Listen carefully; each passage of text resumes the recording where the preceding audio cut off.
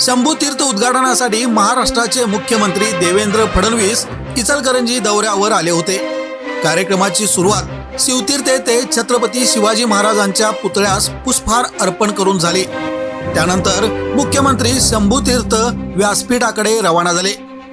दरम्यान व्यासपीठावर आगमनानंतर मुख्यमंत्र्यांनी साध्या शब्दात कॉपी हवी आहे अशी विनंती आपल्या सुरक्षा रक्षकांकडे केली।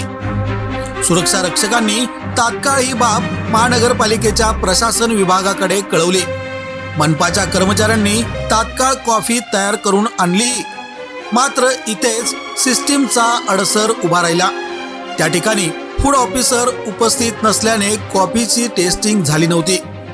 त्यामुळे सुरक्षेच्या दृष्टीने कोणतीही जबाबदारी घ्यायला सुरक्षा रक्षकांनी नकार दिला आणि मुख्यमंत्र्यांना कॉफी देण्यात आली नाही। या साऱ्या घडामोडीमध्ये कोणताही गोंधळ न करता, कोणतीही नाराजी न दाखवता मुख्यमंत्री देवेंद्र फडणवीस यांनी आपल्या जवळ असलेल्या पाण्यावरच समाधान मानले।